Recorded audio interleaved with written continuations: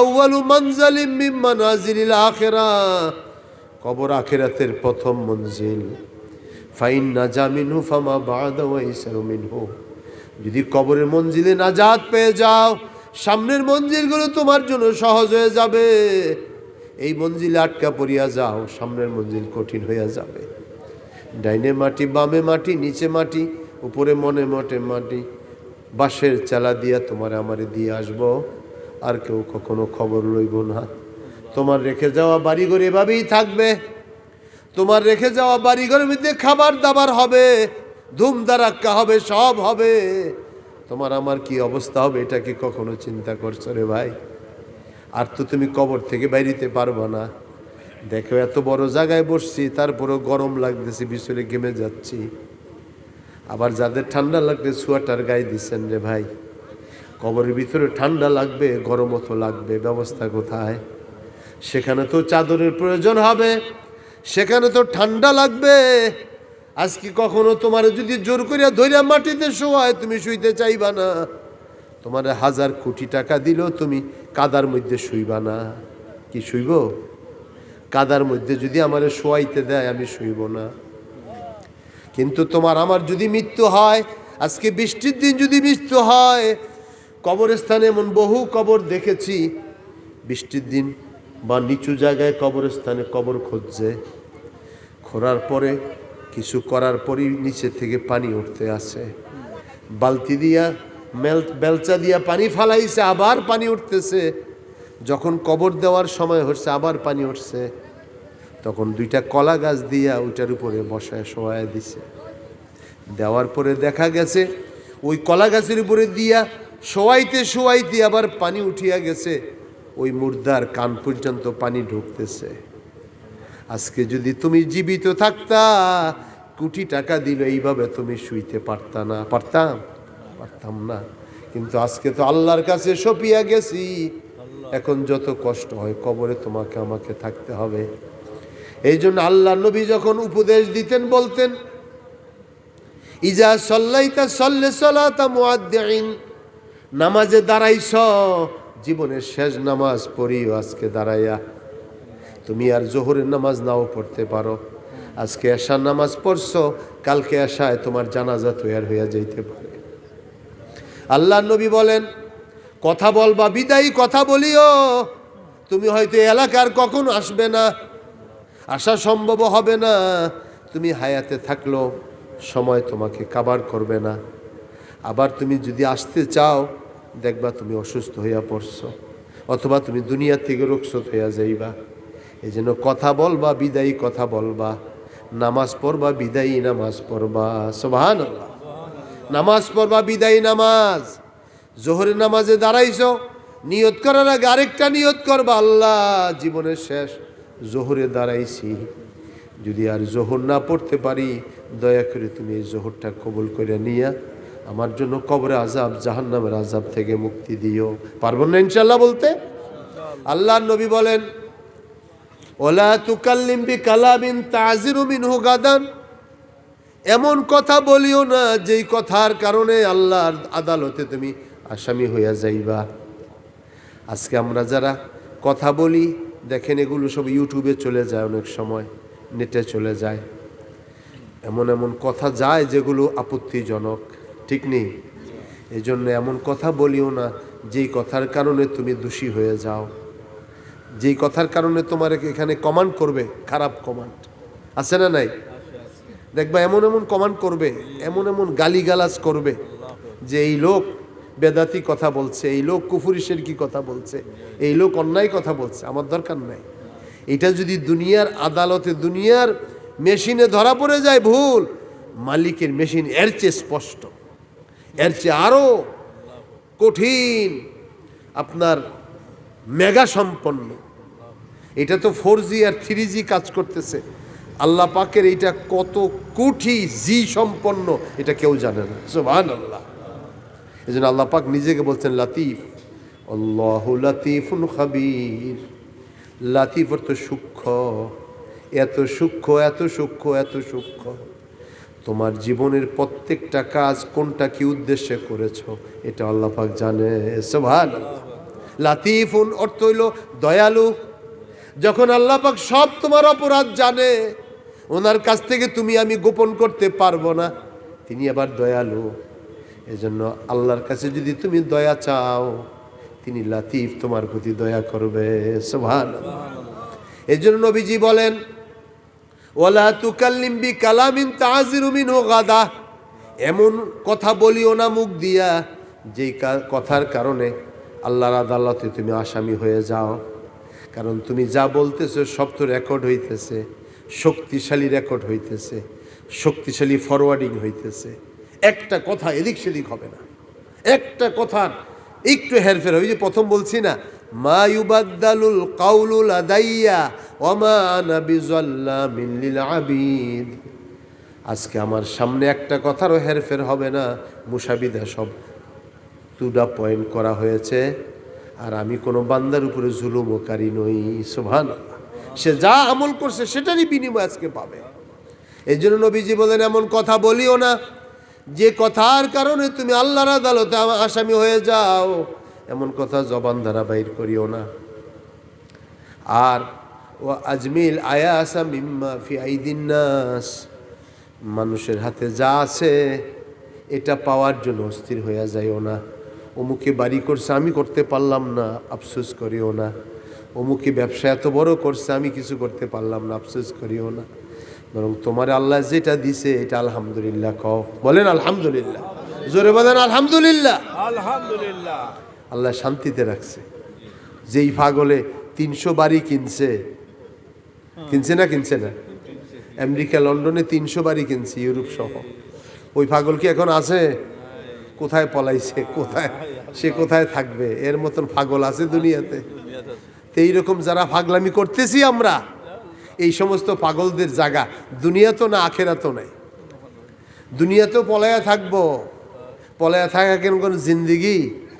বহু লোক ছিল সমাজের নেতা, এগুলি মানুষের উপর জুলুম করতো, এখন একটারও দেখা যায় না, ঠিক নেই? আইতে যাইতে চান্দা নিত গাড়ির থেকে, এদিক দিয়ে ট্র্যাক ঢুকছে, দে টাকা দে, বালু আনছত 500 টাকা দিয়া যা, ইট আনছত 1000 টাকা দিয়া যা। আসিল না এই শয়তানেগুলি? এই শয়তানেগুলি কই গেছে? হ্যাঁ, আরও পলাইছে এগুলি। আরে দুনিয়াতে এরকম পলাইছ ইন্দুরের গাতায়, মালিকের কাছে পলাবি কই? মালিক তো ঠিকই তোরে ধরবো, তুই কত নম্বরের সল্টু হইছ। কি কথা বুঝে আসছে? এই জন্য লাফাল দেওয়া ভালো না, শয়তানি করা ভালো না। যারা শয়তানি করছে তারা ফেরাউন হামানের মতো ধ্বংস হইয়া গেছে, এগুলির নাম গন্ধ নাই, থাকবেও না, বংশ নির্বংশ হইয়া যাইব। এই জন্য আল্লাহ নবী বলেন, ওয়ালা তুকাল্লিম বিকালামিন তাযিরু মিনহু গাদান ওয়া আজমিল আয়াসা মিম্মা ফি আইদিন নাস। মানুষের কাছে যেটা আছে ওইটা পাওয়ার জন্য অস্থির হইও না। তোমার আল্লাহ হার্ট দিছে, কিডনি দিছে, চক্ষু দিছে, তোমাকে আল্লাহ পাক সুস্থ রাখছে, এটাই সবচেয়ে বড় নেয়ামত মনে করো, ঠিক নেই? এটাই নেয়ামত মনে করো, আলহামদুলিল্লাহ পড়ো। শয়তান আমাকে আপনাকে ধোঁকা দেয়। আল্লাহর নবী বলছেন, শয়তানের ধোঁকা থেকে যদি বাঁচতে চাও, 2টা কাজ তোমাকে বেশি করতে হবে, নাহলে তুমি অসুস্থ হইয়া পড়বা। শয়তান তোমাকে ধোঁকা দিছে যে এই সামান্য সম্পদ দেওয়া কী হবে, অনেক কিছু আমাকে করতে হবে, তুমি রুগী হইয়া গেলা, শয়তানের রুগী হইয়া গেলা তুমি, শয়তানের এই ফরওয়ার্ডিং মতো, প্রেসক্রিপশন মতো চলতেছ। তুমি অমুকের জমি দখল করলা, তুমি শয়তানের ওই দলে চলে গেলা। এবার যত গেছো তোমার কলব ময়লা হইয়া গেছে রে ভাই। এখন আল্লাহ নবী বলেন, কোরআনে পাকের মধ্যে আল্লাহ পাক একটা আয়াত নাজিল করেছেন, আল্লাযীনা ইয়াকনিজুনা যাহাবা ওয়াল ফিদ্দা ওয়া লা ইউনফিকুনাহা ফি সাবিলিল্লাহ ফাবাশশিরহুম বিআযাবিন আলীম। তরজমাটা হলো, আল্লাযীনা ইয়াকনিজুনা যাহাবা ওয়াল ফিদ্দা, যারা স্বর্ণরৌপ্য জমা করে বাসায়, বহু লোক আছি, বহু নরনারী আছি, বাসায় 100 বড়ি, 150 বড়ি, 50 বড়ি, 30 বড়ি স্বর্ণ রেখে দিয়েছি, সব বিক্রি করেন, এগুলি রাখিয়েন না। স্বর্ণের জাকাত না দেওয়ার কারণে কিয়ামতের ময়দানে এই স্বর্ণই আল্লাহ পাক গালাইয়া ইস্তারি বানাইব। ফাতাকুয়া বিহা জিবাহুহুম ওয়া জুনুবুহুম ওয়া যুহুরুহুম, তোমাদের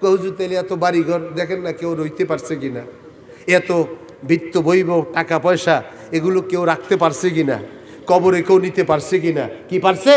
কেউ পারে নাই। সুতরাং তিনটা জিনিস, জেকেরকারী জবান, শুকরকারী অন্তর, নেককারী স্ত্রী। এই জন্য আল্লাহ নবী, মা বোনরা এই ওয়াজটা ধরে নাও, আল্লাহ নবী ওয়াজ করে বলেন, যেই নারী 5 ওয়াক্ত নামাজ পড়ে, স্বামীর খেদমত করে, পর্দায় থাকে। এখন তো পর্দা পুশিদা নাই, কে কত খোলামেলা হইতে পারে। আল্লাহ নবী বলেন, যে নারী 5 ওয়াক্ত নামাজ পড়ে, পর্দায় থাকে, নিজের সতীত্ব হেফাজত করে, জীবন চলে যাবে, সতীত্ব নষ্ট করবে না। আর বাসার ভিতরে স্বামীর সেবা করে, ছেলে মেয়েদেরকে খাওয়া পড়ার পাশাপাশি দিনের উপরে চলার জন্য যারা ছেলে মেয়েদেরকে তালিম দেয়, আর নিজেও আখিরাতের প্রস্তুতি ঘরের মধ্যে নেয়। 5 ওয়াক্ত নামাজ যখন পবিত্র থাকে পরে, রোজার সময় যখন রোজা রাখে, অপবিত্র অবস্থা রোজাও আবার কাজা করিয়া নেয়। আর ঘরের ভিতরে পর্দার সহিত থাকে, সতীত্ব হেফাজত করে, স্বামীর রেখে যাওয়া, স্বামীর দেওয়া সম্পদ আমানতদারির সহিত পালন করে। আল্লাহ নবী বলেন, এই নারী ইন্তেকালের সাথে সাথে জান্নাতের 8টা দরজাই খোলা হয়ে যায়। সুবহানাল্লাহ, জান্নাতের 8টা দরজাই এই নারীদের জন্য খোলা হয়ে যায়। আসুন আল্লাহর পাকের পক্ষ থেকে আমি একখানা আয়াত তেলাওয়াত করেছি। আল্লাহ পাক সুবহানাহু তাআলা কোরআনে পাকের মধ্যে ইরশাদ করেন, ইয়া আইয়ুহাল্লাযীনা আমানুত্তাকুল্লাহ, হে বিশ্বাসী নরনারীগণ, ইত্তাকুল্লাহ, আল্লাহ তাআলাকে ভয় করো। এটা ওয়াজ, আল্লাহ পাকের ওয়াজ, আল্লাহ পাকের উপদেশ, আল্লাহ পাকের নসিহত, আল্লাহ পাকের ওসিয়ত। ইত্তাকুল্লাহ, আল্লাহকে ভয় করো। আল্লাহর ভয় যদি তোমার মধ্যে আসে, তোমার সব কাজ সুন্দর হয়ে যাবে। আল্লাহর ভয় না থাকলে তুমি যা ইচ্ছা তা করিয়া কবরে দোজখে হইয়া যাইবা। এই জন্য আল্লাহ নবী বলেন, আল্লাহকে যে ভয় করবা, ভয়টা কেমন হবে?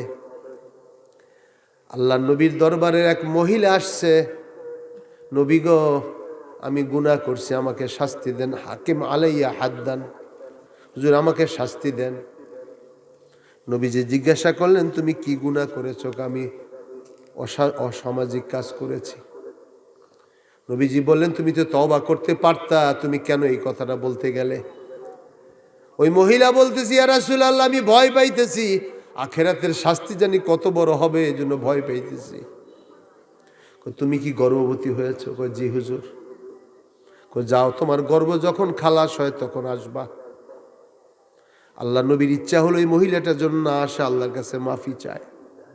ওই মহিলা আবারও নবীর কাছে বাচ্চা হওয়ার পরে বাচ্চা কোলে নিয়ে আসছে। হুজুর, তখন তো বাচ্চা নষ্ট করার কোনো পলিসি ছিল না। এখন মানুষ অপরাধ কেন করে? বিবাহ শাদী নাই, এখন কোনো মসজিদে বিবাহ নাই, কোনো সমাজে বিয়ে নাই, সব এখন লিভ টুগেদার করে। নাউজুবিল্লাহ, লিভ টুগেদার করে, বিবাহ সারা জীবন যাপন করে। কাজে আমরা তো মানুষ, নাউজুবিল্লাহ, আমরা তো মানুষ। এর জন্য তারা লিভ টুগেদার করে। বিয়ে শাদী ছাড়াই একজন একজন আন্ডারস্ট্যান্ডিং হয়। ইউনিভার্সিটির ছাত্রছাত্রী থাকতেছে, বাস অফিসে চাকরি বাকরি করে একসাথে, চলো আমরা দুজন একখানে বাসা ভাড়া নিয়ে থাকি, থাকতেছে, বিয়ে শাদী নেই। এই জন্যে নাউজুবিল্লাহ মিন জালিক, এই কথাটা কেন বলতে লাগলাম, যে তাকওয়া যদি না থাকে মানুষ যে কোনো কাজ করতে পারে। ওই মহিলা নবীজির কাছে বলতেছে, ইয়া রাসূলুল্লাহ, বাচ্চা হয়েছে, এখন আমাকে শাস্তি দেন। আল্লাহ নবী বললেন, এই বাচ্চাটা তো আমি যদি এখন শাস্তি দিই তোমাকে, বাচ্চাটা কোথায় দুধ খাবে? যাও বাচ্চাটাকে নিয়ে যাও, বাচ্চাটা যখন দুধ পান ছেড়ে দিবে, খাদ্য খেতে পারবে, তখন তুমি আবার আসিও। মহিলা চলে গেল। বাচ্চা যখন আবার বড় হয়েছে, খাদ্য খেতে পারে, তার হাতে রুটি দিয়ে আল্লাহ নবীর কাছে আসছে, ইয়া রাসূলুল্লাহ, এই বাচ্চা এখন খেতে পারবে। নবীজি তখন চোখের পানি ছেড়ে দিলেন। হায়রে, কেমন তওবা এই মহিলাটা করছে, আল্লাহকে কত বড় ভয় পাইছে, আখিরাতের আযাবকে কত ভয় পাইছে। আজকে আমরা মনে করি দুনিয়াতে একজনের টাকা মাথাত বাড়ি দিয়ে তার থেকে 5 লাখ টাকা নিয়ে এলাম, কি কেউ তো জানে না, ভিতরে ভিতরে আনছে, অনেক আছে বিদেশে যাইয়া কফিলের ঘরের থেকে টাকা লইয়া এসে পড়ছে। বহু লোক আছে বিদেশে মালিকের বাসার থেকে, সার্ভেন্ট তো সে, কারণ আমরা সব সার্ভেন্ট, এটা কিন্তু 100% আমেরিকা বলেন, লন্ডন বলেন, ফ্রান্স বলেন, ইউরোপ বলেন, মিডিল ইস্ট বলেন, সবখানে আমরা সার্ভেন্ট। আমাদের ভিসা হইল আমেল নাজাফা, ক্লিনার। এর চেয়ে বড় ভিসা নাই বাংলাদেশিদের, এটা বুঝে নিয়েন। তো এই জন্য ওই বাসায় কাজ করছে, হয়তো দেখা গেছে একখানে দেখছে রিয়াল পিরা রয়েছে, ডলার পিরা রয়েছে, বস্তা মিন্দা লয়ে আয়া পড়ছে বাড়ির দিকে, সে মনে করছে এটার জব দিতে হইব না। কিন্তু এখানে এসে তুমি চলে গেছো, কিন্তু মালিকের কাছে তো অ্যান্টি হয়ে গেছে, তুমি 5 লাখ মুখের থেকে নিয়ে এনে বাড়ি করছো, ঠিক আছে নি? এই জন্য আল্লাহ পাকের হাবিব সাল্লাল্লাহু আলাইহি ওয়াসাল্লাম ওই মহিলাটাকে তাড়ায় দিতেছেন, যা তুমি চলে যাও। মহিলাটা বলে, না, আমাকে দুনিয়ার শাস্তি দেন, আমি আখিরাতের শাস্তিকে ভয় পাইতেছি। নবীজি তখন ওই মহিলাকে কোমর পর্যন্ত গেড়ে ইসলামের বিধান অনুযায়ী সঙ্গে সার করলেন, পাথর মারলেন ওই মহিলাকে, পুরা শরীরটা কাপড় দিয়ে ঢেকে তারপরে পাথর মারা হয়েছে। পাথর মারার পরে যখন মহিলাটা পড়ে গেল, মারাকালীন সময় একটু সামান্য রক্ত একজনের পায়ের মধ্যে এসে লাগছে, সে ঘৃণা করছে, জিনাকারিনীর রক্ত। আল্লাহ নবী বললেন, এ সাহাবী, শুনে রাখো, এই মহিলা যে তওবা করছে, তুমি তো তার রক্তটা ঘৃণা করলা। এই মহিলার তওবা যদি সারা দুনিয়ার মানুষের জন্য আল্লাহ বন্টন করে দেয়, সকলের নাজাতের জন্য যথেষ্ট হয়ে যাবে। সুবহানাল্লাহ। এর জন্য ভাইরা বাবাজিরা গো, আল্লাহ সুবহানাহু ওয়া তাআলা কোরআনে কারীমে ইরশাদ করেন, ইত্তাকুল্লাহ, আল্লাহকে ভয় করো, ভয় করার মতো ভয় করো। মালিকের সামনে কেমনে গুনাহ লইয়া দাঁড়াইবা, এই যদি ভয় না করো, তোমার জীবন সুন্দর হবে না। হযরত আলী কাররামাল্লাহু ওয়াজহু বলেন, 4টা জিনিস হলো তাকওয়া। কয়টা? আল খাউফু মিনাল জালিল, আল্লাহকে না দেখে ভয় করা। রোজার দিন বাইরে খায় না, বাসার ভিতরে দরজা লাগায় খায়, দুনিয়ার কেউ না দেখলো আরশের মালিক দেখে, দেখেনি? পানিতে ডুব দিয়া পানি খাইছে, বাথরুমে যে কল ছেড়া পানি খেয়ে লইছে, গরম দিন তো, কে দেখছে? কেউ দেখে নাই, কিন্তু একজন উপরওয়ালা দেখিয়ে ফেলছে, দেখছিনি না? তাকওয়া যখন থাকে, খোদাবিতে আল্লাহর ভয়। এক বাদশাহ, জালেম বাদশাহ, নর্তকীকে এসে সুন্দরী রমণীকে ধরছে, তার সাথে খারাপ করবে, বলছে সব দরজা লাগাও। মহিলাকে অন্যখান থেকে উঠে আনছে বাড়ির থেকে। যখন ঘরের ভিতরে ঢুকছে, মহিলা বড় দিনদার ছিল, আল্লাহওয়ালা, সব দরজা লাগাইছে বাদশার হুকুম অনুযায়ী। লাগানোর পরে বলতেছে, বাদশা নামদার, আমি সব দরজা বন্ধ করছি, কিন্তু একটা দরজা বন্ধ করতে পারি না। এই কথা শোনার পরে বাদশা চোখ বড় হয়ে গিয়ে বলে, কি সব দরজা বন্ধ করছে, কোনটা খোলা? দেখবা চোর যেগুলি এগুলি ভয় বেশি, চোরেরা পালায় তাড়াতাড়ি। কি চোরেরা এমন জোরে দৌড় দিছে, কে কোথায় আছে এখন আর খুঁজে পাওয়া যায় না। তো এইরকম বাদশার মনে তো ভয়, দিনদারের কোনো ভয় নাই। যার ভিতরে আল্লাহর ভয়, তাকে দুনিয়ার ভয় কাবু করতে পারে না। তো এই বাদশা নামদার বলতেছে, হে মহিলা, তুমি কারে ভয় করতেছো? কার দিকে দরজা খোলা? আপনি তো বলছেন সব দুনিয়ার দরজা বন্ধ করে দিয়েছি, সামনের থেকে বন্ধ করে আসছি, কোনো দরজা খোলার সুযোগ নাই। কিন্তু একটা দরজা, এ জাহাপনা, আমার সাথে, আমার মাওলার সাথে যে খোলা আছে, এটার আমি বন্ধ করতে পারতেছি না। আমার মালিক তো আমি দেখতেছি আমার দিকে তাকায় রয়েছে, এই দরজাটা তো বন্ধ করা যায় না। এই কথা বলা মাত্রই সে এমন ভয় পাইছে, তাকে ছেড়ে দিয়ে বলছে, তওবা করলাম, জীবনে আমি অন্যায় করব না। এই হলো তাওবা, এটা হলো তাকওয়া, আল্লাহর ভয়। আলী কাররামাল্লাহু ওয়াজহু বলেন, তাকওয়া হলো আল খাউফু মিনাল জালিল, আল্লাহকে না দেখিয়া ভয় করা। 2 নম্বর রিদা বিল কালিল, আল্লাহ যা দিয়েছে অল্পে তুষ্ট থাকা। ওল আমালু বিত্তানজিল, 3 নম্বর হলো কোরআন অনুযায়ী আমল করা, কোরআনের হালালকে হালাল জানা, হারামকে হারাম মানা। কোরআন বলছে পর্দা করা ফরজ, মহিলাদেরকে আমরা সব উঠে দিয়েছি, পর্দা করো। খারাপি করে কেউ আল্লাহর কাছে ভালো পাইবা না।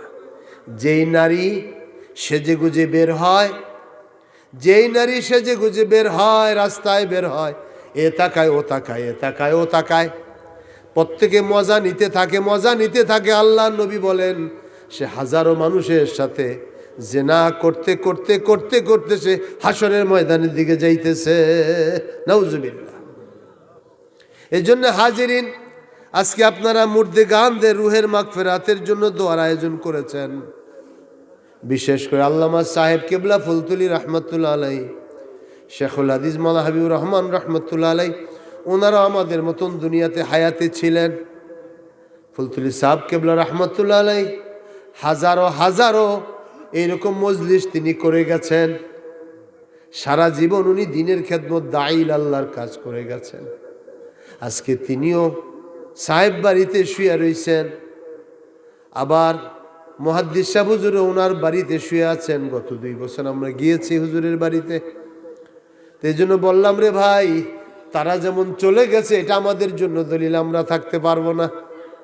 এই জন্য আল্লাহ নবী এই তাকওয়ার কথার আলোকে আলী রেজুর 4টা কথা বলছেন। একটা বলছেন আল্লাহকে না দেখে ভয় করা, 2 নম্বরে অল্পে তুষ্ট হওয়া, 3 নম্বরে কোরআনের হালালকে হালাল জানা, হারামকে হারাম মানা, কোরআনের তেলাওয়াত বেশি বেশি করা, আর ওয়াল ইস্তিদাদু লিয়াউমির রাহিল, আখিরাতে যেখানে যাইবা তার প্রস্তুতি গ্রহণ করা।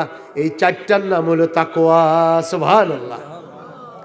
তোমার ভিতরে যখন এই তাকওয়া এসে যাবে, তখন তোমার ভিতরে প্রস্তুতি আসিয়া যাবে। তোমার আল্লাহ পাক তোমার বক্ষকে প্রশস্ত করিয়া দিবেন। তখন তুমি ন্যায় অন্যায় তমিজ করতে পারবে। অন্যায় দেখলে তোমার মন সাক্ষী দিবে যে এটা ঠিক করা হইতেছে না। হ্যাঁ, বেইনসাফি করবা, তুমি করতে পারবা না। এই জন্য আল্লাহ পাক বলেন অল তানজুরু নাফসুম মা কাদ্দামাত লিগাদ, আল্লাহকে ভয় করো আর আগামী দিনের জন্য কি পাঠাইতেছ এটা লক্ষ্য করো। আগামী দিন কি পাঠাইতেছ, আখিরাতের জন্য তুমি কি পাঠাইতেছ লক্ষ্য করো। ওয়াত্তাকুল্লাহ, আবার আল্লাহ পাক আবার দ্বিতীয়বার বলতেছেন আল্লাহকে ভয় করো। ইন্নাল্লাহা খাবীরুম বিমা তা'মালুন, নিশ্চয়ই তুমি যা কিছু তোমরা করতেছ সব কিছুর ব্যাপারে আল্লাহ খবর রাখেন। সুবহানাল্লাহ, তিনি সব খবর রাখেন। এই জন্য হযরতে মুআয ইবনে জাবাল রাদিয়াল্লাহু আনহু আল্লাহ নবীর একজন সাহাবী ছিলেন। 9ম হিজরিতে আল্লাহ নবী তাকে ইয়ামানের গভর্নর করে পাঠাইছেন। যাওয়ার সময় উনি তো জওয়ান ছিলেন, মুআয ইবনে জাবাল। যখন মুআযকে গভর্নর করে ইয়ামানের দিকে পাঠাইলেন নবী, মুআযকে মদিনার থেকে অনেক দূর নবীজি আগায়া দিলেন। হেঁটে হেঁটে সামনে গেলেন, মুআযকে ঘোড়ায় উঠাইয়া দিলেন, দিয়ে ঘোড়ার পাদানির মধ্যে মুআযের পাটা ঢুকাইয়া দিয়া বললেন, মুআয, হয়তো ফিরে এসে আমাকে আর কখনো মদিনায় জীবিত দেখতে পারবে না, আমাকে হয়তো আর মদিনায় জীবিত দেখতে পারবে না। মুআয, তুমি তো ইয়ামানের দিশে যাচ্ছ, পরের বছর যখন তুমি আসবা তখন আমি হয়তো মদিনায় থাকবো না। কি কথা!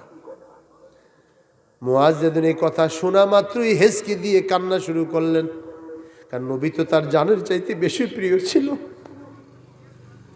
ইমানদারের কাছে নবী সবচেয়ে বেশি প্রিয় হবে। নবী জানের চাইতে ইমানদারের কাছে বেশি প্রিয় হতে হবে। নবীজির মহিলা সাহাবিয়ারাও নবীজিকে জানের চাইতে বেশি মোহাব্বত করতেন। হযরত আবু সুফিয়ান রাদিয়াল্লাহু আনহুর কন্যা, আবু সুফিয়ান তখনও মুসলমান হয় নাই, ওনার মেয়ে উম্মে হাবিবা রাদিয়াল্লাহু আনহা নবীজির স্ত্রী, আমাদের মুমিনদের জননী, তিনি তখন শুনলেন যে আবু সুফিয়ান মদিনায় ঢুকছে, ওনার সাথে দেখা করবে। আবু সুফিয়ান যখন মসজিদে নববীর পার্শ্বে হুজরার মধ্যে নবীর ঘরে ঢুকবে, খবর পাইল এখানে থাকে ওনার মেয়ে। তখন পর্দা কাপড় ভেদ করে, তখন তো এরকম দরজা জানালা ছিল না। হুজুরের ঘর হইল 5 ফিট 7 ফিট। আমাদের ঘর কি 5 ফিট 7 ফিট? কি 15 ফিট 12 ফিট করে আমরা ঘর করি না? আর আল্লাহ নবীর ঘর হইতেছে 5 ফিট 7 ফিট। এর মধ্যেই তিনি দুজাহানের সর্দার জীবন যাপন করে গেছে। দুজাহানের সর্দারের স্ত্রীরা 5 ফিট 7 ফিট ঘরের মধ্যে জীবনযাপন করিয়া গেছে। আজকে একটু কমতি হইলে মাথা খারাপ হয়ে যায়। হ্যাঁ, স্বামীরে কয় তুমি কোনো কাজেরই না, বাড়িঘর করতে পারো না, কিছু করতে পারো নাই, তুমি লুটতরাজ করতে পারো না, উল্টে আরো কয় তুমি কোনো স্মার্ট না। কি কথা বুঝে আসছে? যেই স্বামী আল্লাহকে ভয় করে সে স্মার্ট হইতে পারে না। হযরত উম্মে হাবিবা রাদিয়াল্লাহু আনহা নবীর ঘরে থাকেন স্ত্রী হিসাবে। বাপ মক্কায় কাফের মুশরিক এবং মক্কার শাসনকর্তা। মদিনায় আসছে মেয়েকে দেখার জন্য। লোকেরা তরবারি উন্মুক্ত করে গেল। আবু সুফিয়ান বলল, আমি যুদ্ধ করতে আসি নাই, আমি আমার মেয়েকে দেখতে আসছি। যখন আল্লাহর নবী ঘরে তখন ছিলেন না, আবু সুফিয়ান বাসার সামনে গিয়ে ডাকলো হাবিবা। সাথে সাথে তিনি পর্দা উঁচু করে বলেন, আব্বা ভিতরে আসুন। ভিতরে যাওয়ার পরে মা মেয়ে দীর্ঘদিনের সাক্ষাৎ, আনন্দ অশ্রু বয়ে চলল।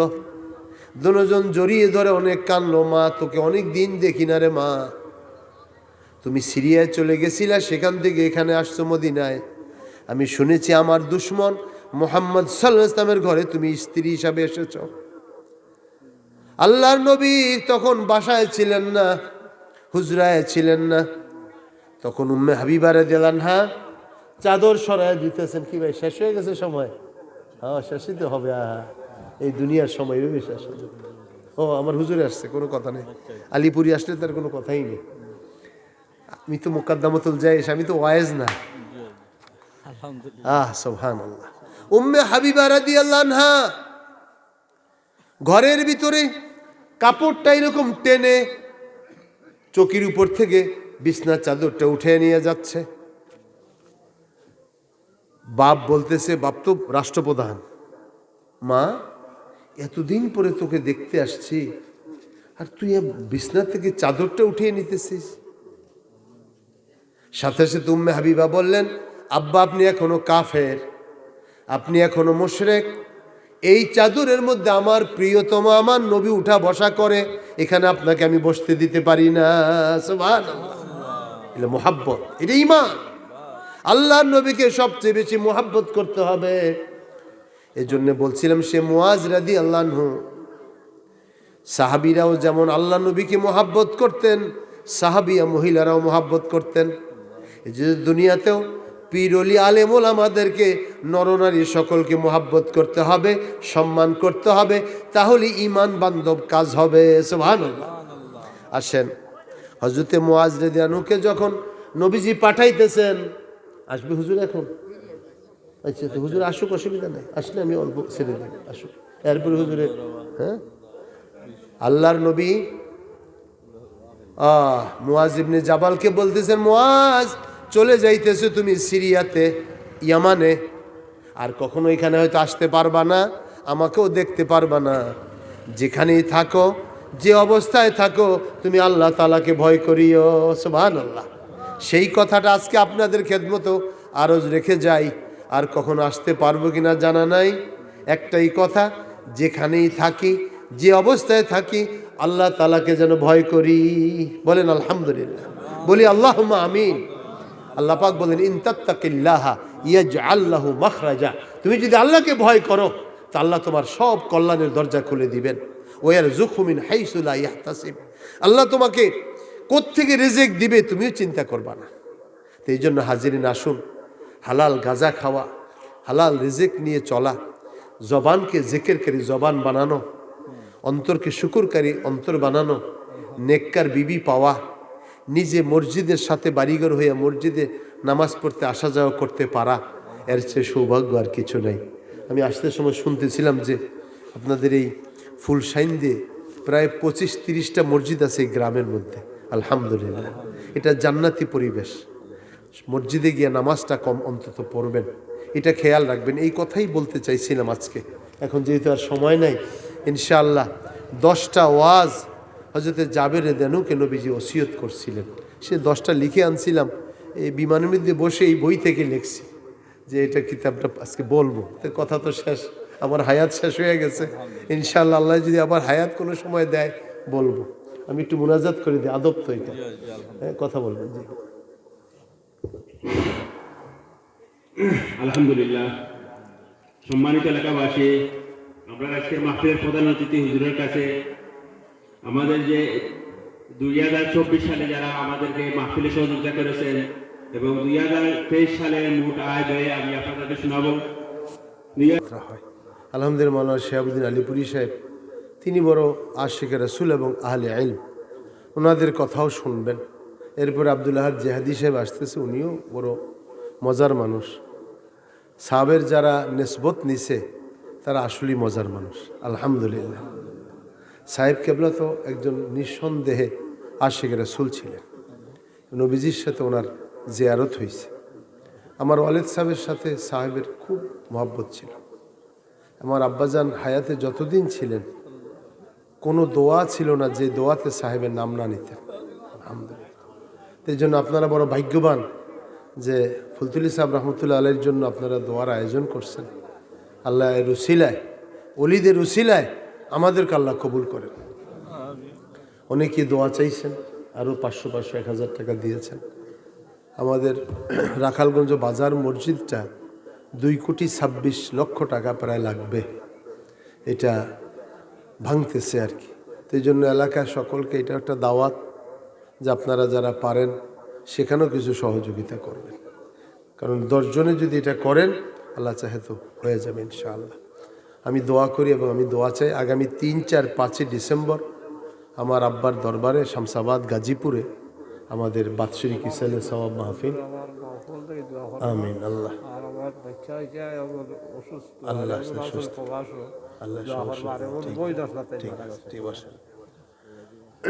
তো 3, 4, 5 ডিসেম্বর আমার দরবারে আব্বা যাওয়ার পরে আমি ওনার বড় সাহেব সেই হিসাবে এটা দেখাশোনা করি। আমার এখানে আল্লামা শাহান চৌধুরী সাহেবও গেছেন, আলিপুরি সাহেবের দাওয়াত দিই না, এখন দিমু আর কি, ওনাকেও নিয়ে যাবো ইনশাআল্লাহ। আল্লাহ যদি কবুল করে। সিলেটের সাথে ঢাকার বেশি নেসবত হওয়া দরকার, কেমন? তো আজকে এতটুকুনি আপনাদের কাছে সময় নিলাম। কোরআন ও হাদিসের যা কথা আলোচনা হয়েছে, অন্তত জীবনের এটাই খেয়াল রাখি যে আমার দ্বারা যেন কোনো মানুষ কষ্ট না পায়, আমি যেন জালেম না হই, আমার জবানটা যেন জিকিরকারী জবান হয়, আর আল্লাহর নেয়ামতের শুকরকারী আমার অন্তরটা হয়। সকলের জন্য এই দোয়া কামনা করতেছি। সাল্লাল্লাহু আলা মুহাম্মদ সাল্লাল্লাহু আলাইহি ওয়াসাল্লাম। সাল্লাল্লাহু আলা মুহাম্মদ সাল্লাল্লাহু আলাইহি ওয়াসাল্লাম। বালাগাল উলা বিকামালিহি কাশাফাদ দুজা বিজামালিহি হাসনাত জামিউ খিসালিহি সাল্লু আলাইহি ওয়া আলিহি। ওনারা কিয়াম শরীফ করবেন, আমি যাই পরে হুজুর করবেন কিয়াম। আল্লাহুম্মা আমিন। আলহামদুলিল্লাহি রাব্বিল আলামিন ওয়াল আকিবাতু লিল মুত্তাকিন ওয়াসসালাতু ওয়াসসালামু আলা সাইয়্যিদিল আমবিয়াই ওয়াল মুরসালিন। ربنا ظلمنا أنفسنا وإن لم تغفر لنا وترحمنا لنكونن من الخاسرين. رب نجني من كل كرب بجاه المصطفى مولى الكريم وهب لي في مدينته قرارا ورزقا ثم دفنا في البقيع.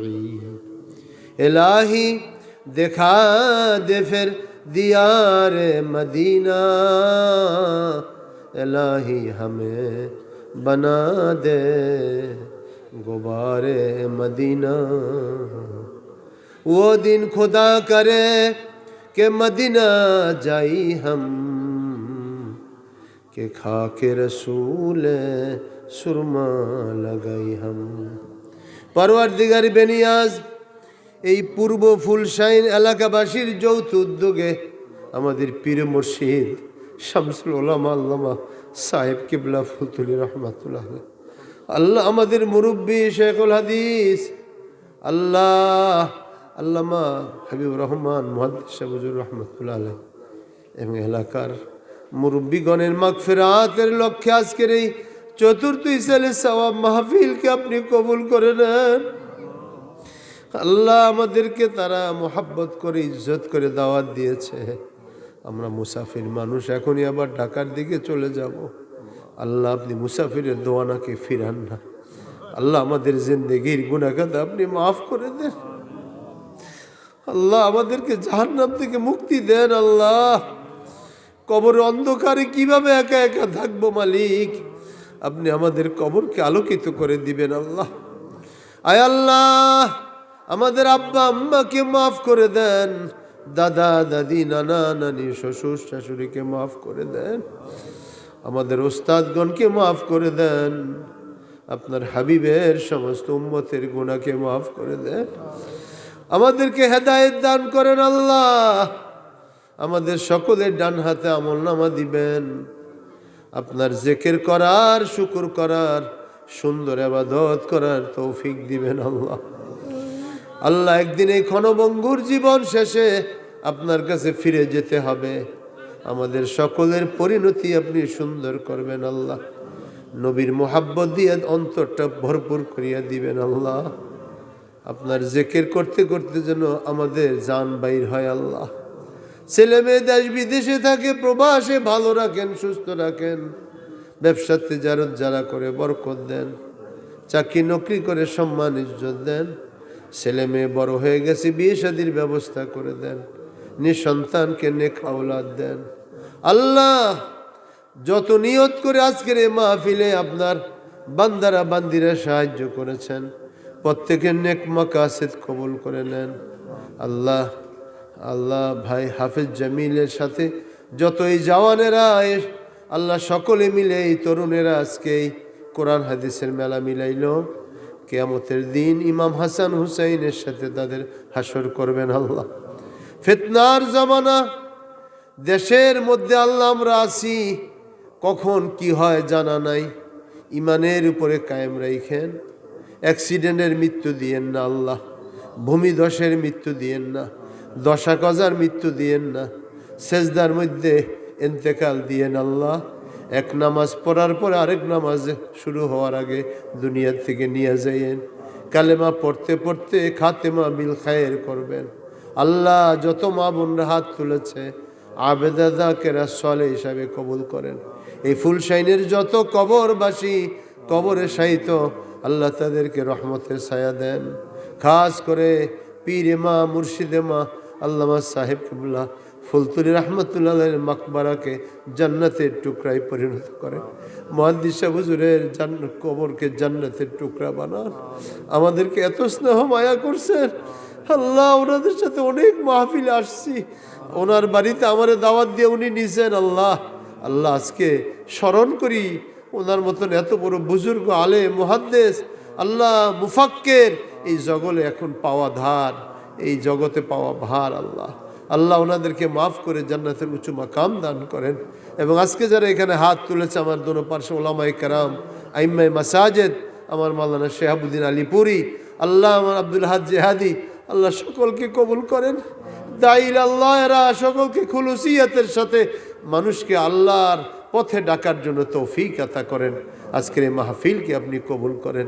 আল্লাহ, আমরা চলে যাচ্ছি, আমাদেরকে মোহাব্বত করছে তারা, আপনিও তা করে মোহাব্বত করেন, তাদের দিলের ভিতরে আপনার আজমত দিয়ে দিয়েন। আল্লাহ, আপনার হাবিবের সদকায় জওয়ানগুলোরে আল্লাহ ইমাম হাসান হুসাইনের মতো কবুল করিয়া নেন। আল্লাহ, আপনার হাবিবের সদকায় আজকে আমাদের দরখাস্তগুলো কবুল করেন। প্রতি বছর এরকম মাহফিল মিলানের, দেশ বিদেশ থেকে যারা দোয়া চাইছে তাদের জন্য এরকম মাহফিল উসিলা হয়ে তাদের নাজাতের জরিয়া হয়ে যায়, এবং এই মিলানের তৌফিক আমাদের দান করবেন। সুবহান রাব্বিকা রাব্বিল ইজ্জাতি আম্মা ইয়াসিফুন ওয়া সালামুন আলাল মুরসালিন ওয়ালহামদুলিল্লাহি রাব্বিল আলামিন। লা ইলাহা ইল্লাল্লাহু মুহাম্মাদুর রাসূলুল্লাহ সাল্লাল্লাহু আলাইহি ওয়াসাল্লাম। আসসালামু আলাইকুম।